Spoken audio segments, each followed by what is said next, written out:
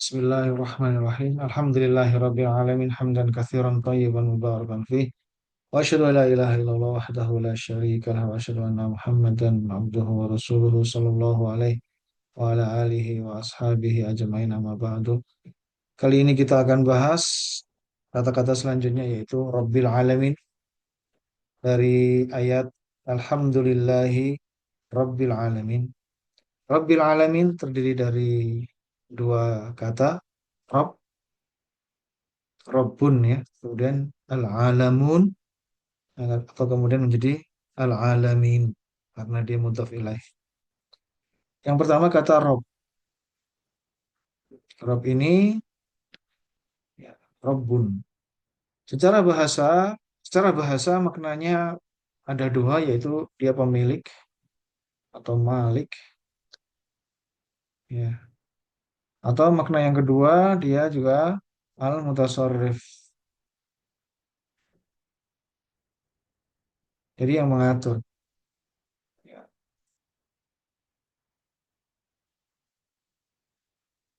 Nah, jika disandarkan, kata ini disandarkan dengan kata semisal onta, Rabbul Ibil. Berarti dia bermakna pemilik onta. Juga dialah yang mengatur onta tersebut, al-mutasarrifnya onta tersebut, yang mengatur onta tersebut. Ini secara bahasa. Adapun secara syariat atau secara istilah, kalau di dalam syariat, dalam Al-Quran, dan dalam hadis, dalam agama kita, maka Rob ini memiliki makna dua ini ditambah satu, ya, yaitu bahwasanya bermakna Al-Khaliq, Khaliq atau pencipta, ya, apa bermakna pencipta, ya. Jadi Allah Rabbil Alamin atau Rabbul Alamin di situ bermakna Allah sebagai pencipta, pemilik dan pengatur. Al-alamun. Nah, nanti yang kedua apakah ini al-alamun atau al-alamin? Kita lihat di sini maknanya. Ini dari kata kalau satu alam, ya, alam. Bermakna kalau kita ya alamun ini. Ini kalau dalam bahasa kita bermakna alam. Namun kata ini punya asal kata yaitu dari kata alamah, alamah atau alamah, yaitu alamat kalau dari kita apa? Bermakna alamat. Itu suatu tanda. Ini bermakna apa? Suatu tanda yang menunjukkan ya menjadi tanda dari adanya Sang Pencipta, adanya Rob. Dari situlah dari alam ini ya manusia dan jin itu bisa melihat tanda-tanda sebagai tanda bahwa akan adanya Allah dan tanda-tanda kebesarannya. Ya ini alamat ini suatu tanda, suatu ayat, suatu bukti ya. Makna apa? Ini bermakna alamat, bukti secara bahasa ini ya. Kemudian jika dia jamak alamun, maka dia menjadi apa? Alam. Ini kalau ini karena dia namanya jamak mudzakkar salim alamun gini. Ya, alamun. Nah, kalau dia karena dia mudhaf ilaih dari Rabb, maka dia alamin. Ya. Siapa alamin? Di sini maknanya dalam syariat alam al-alamin ya. Kita tulis di sini aja. Al-alamin al-alamin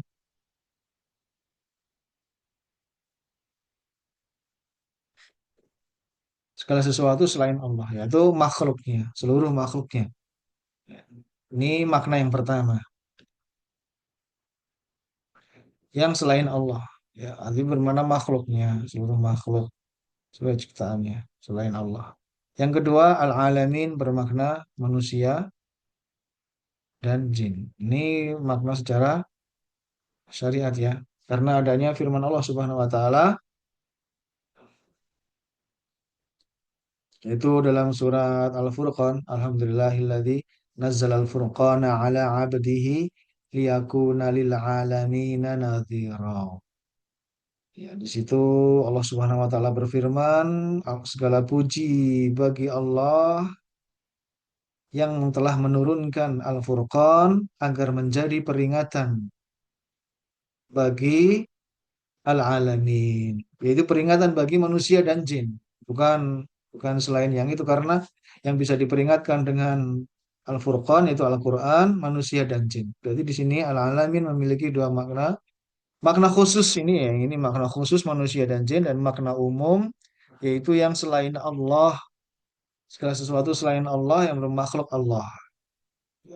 Jadi di sini sekarang kita telah mengetahui apa itu makna di sini Rob bil alamin, yaitu di sini bermakna pencipta alam semesta.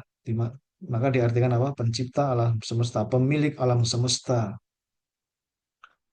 Dan ini setelah Rob ini bisa apa saja, tapi kalau di setelah Rob itu ini Rabbul Alamin, Rabbul Alamin ini maka yang dimaksud hanya satu. Itu adalah Allah Subhanahu wa taala. Namanya Allah Allah. Rabbul Alamin, pemilik alam semesta ini. Ini hanya boleh dipakai bagi Allah. Juga jika dia diberi alif lam di depannya, menjadi Ar-Rabb. Ini maka ini kekhususan, maka ini adalah Allah Subhanahu wa taala. Ya. Alif lam di sini ini alif lam yang bermakna ma'rifah yang menjadikan Rabb yang itu. Ini berbeda dengan alhamdu kemarin ya, atau yang tadi kita kita jelaskan di sini alif lam di sini alif lam al-ma'rifah yang bermakna mm, apa menjadi jelas yang itu Rabb yang itu maksudnya adalah ini adalah nama khusus bagi Allah Ar-Rabb. Ini sebagian ulama menetapkan ini. Namun jelas dalam Al-Quran sangat jelas sekali di antara nama dari Allah Rabbul Alamin atau Rabbil Alamin. Ini. Dan berarti di sini kita telah mengenal dua nama Allah. Setelah kita membahas sampai dengan ayat ini, kita tahu sudah ada dua ayat yang nama Allah yang kita jelaskan disebut dalam surat Al-Fatihah. Yang pertama adalah nama Allah, kemudian yang kedua Rabbul Alamin. Ya, Rabb Al-Alamin.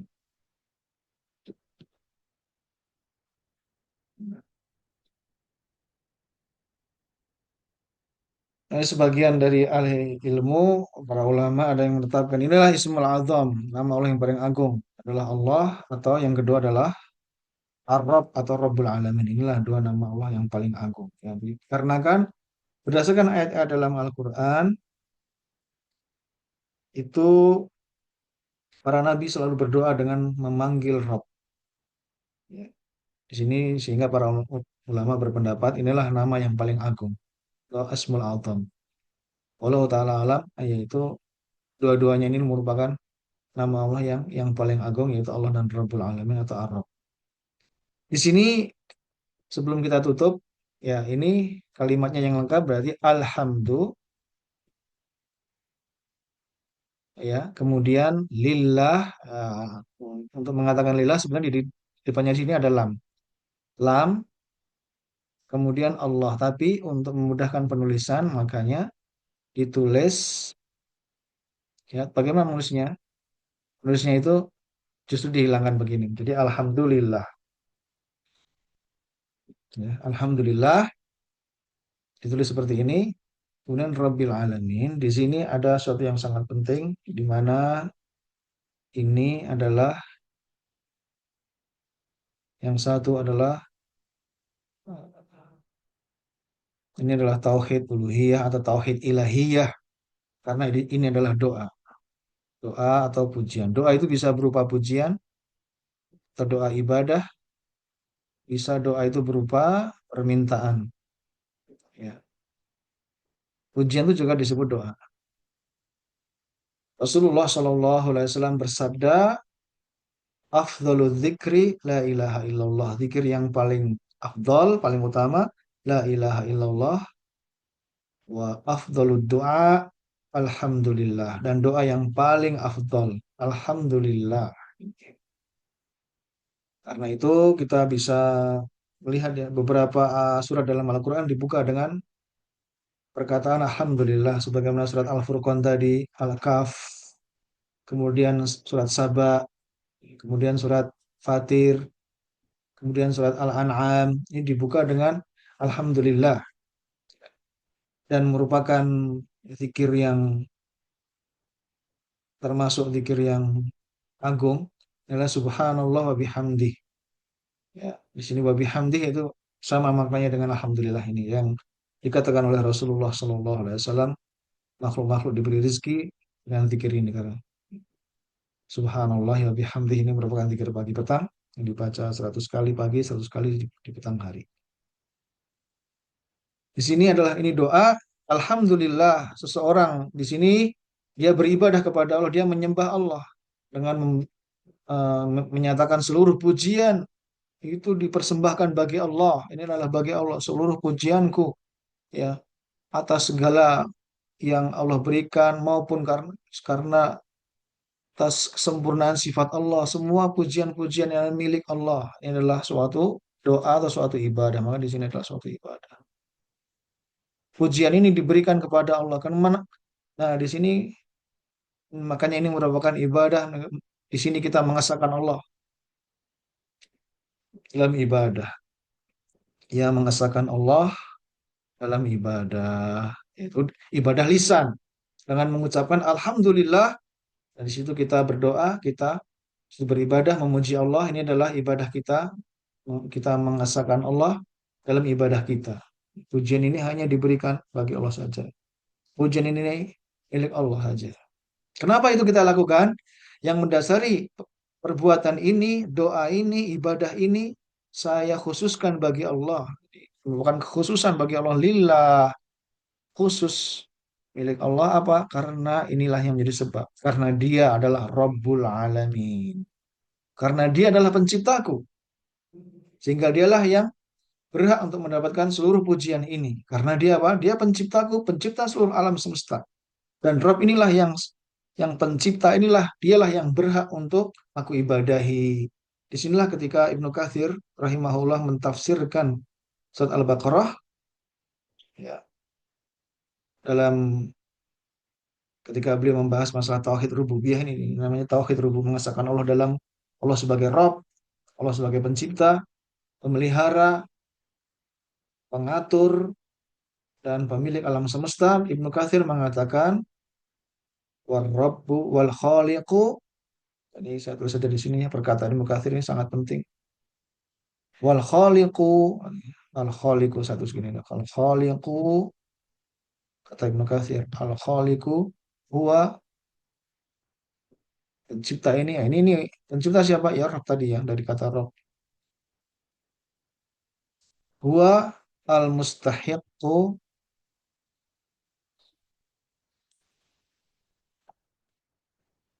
ya. Huwa al mustahiqu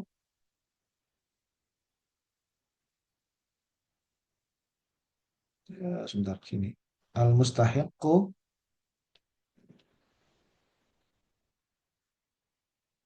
bil ibadah.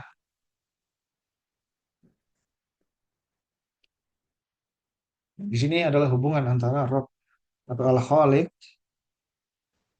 Rabb atau Al-Khaliq kata Ibnu Katsir, huwa dialah al-mustahiqu yang berhak bil ibadah dengan ibadah yaitu mendapatkan ibadah. Ya, maka di sini ayat ini dalil bahwasanya yang berhak untuk disembah-sembah, yang berhak diibadahi, yang berhak untuk memiliki hak seorang berdoa kepadanya hanyalah Allah karena dia adalah Rabbul Alamin. Selain pencipta, selain Rabbul Alamin, ya, karena dia bukan Rabbul Alamin, maka dia tidak berhak untuk beribadah. Inilah dalil bahwasanya yang boleh disembah dan berhak disembah itu hanyalah Allah Subhanahu wa taala dalam ayat Alhamdulillahi Rabbil Alamin. Ya, kami ulang lagi di sini, kami tulis lagi. Nah, ini agung sekali ya.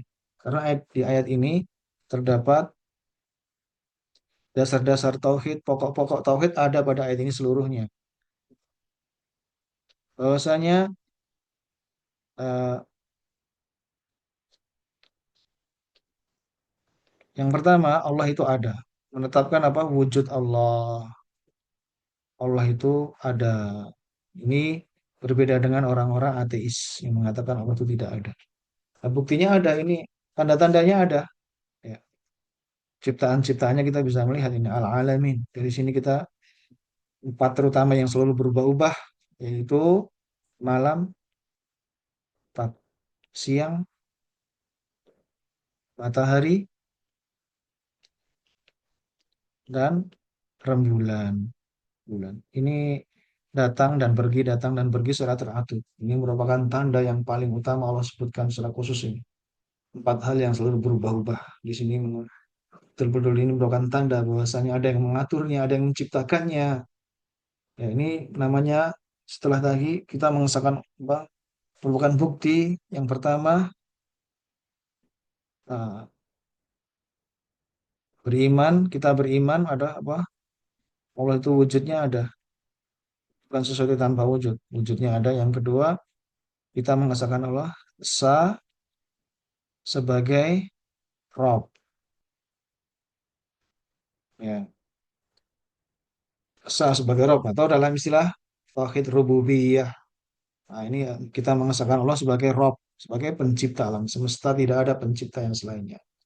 Kemudian konsekuensi dari kita setelah kita beriman Allah itu esa sebagai Rob, konsekuensi yang ketiga tadi, yaitu apa? Ibadah kita hanya bagi Allah, yaitu esa, berarti Allah itu esa sebagai sesembahan. Sesembahan dalam bahasa Arab ilah, esa sebagai ilah.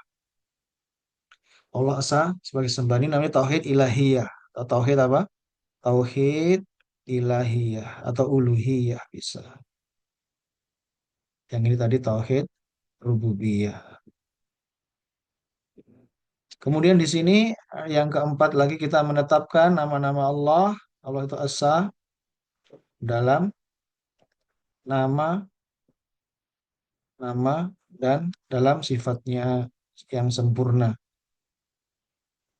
Ini kita tetapkan itu adalah cuma kekhususan Allah. Allah Esa ada dalam nama-nama dan sifat-sifatnya yang sempurna itu di situ ada nama Allah, ya, dan ada nama Rabbul Alamin atau Ar-Rabb. Di sini ada, ya, semua pokok-pokok tauhid ada pada ayat ini. Pokok-pokok keesaan, pokok-pokok Tuhan yang Maha Esa. Bahasanya Allah itu Esa. Ada dalam ayat ini satu ayat saja di sini kita bisa melihat Allah Esa sebagai Rabb, Allah Esa sebagai Ilah, dan Allah Esa di dalam nama-nama dan sifat-sifatnya yang sempurna. Semoga yang sedikit ini bermanfaat bagi kita semua. Allah memberkahi ilmu kita, bisa kita amalkan, bisa kita membuat kita lebih khusyuk dalam kita sholat. Dalam kita membaca Al-Fatihah ini kita resapi dengan sungguh-sungguh pokok-pokok kita menetapkan keesaan Allah. Ya. Ketika kita membaca ayat Alhamdulillahi Rabbil Alamin, Subhanakallahumma wa bihamdika, asyhadu an la ilaha illa anta astaghfiruka wa atubu ilaik. Sallallahu ala Rasulillah wa ala alihi wa ashabihi ajmain. Assalamualaikum warahmatullahi wabarakatuh.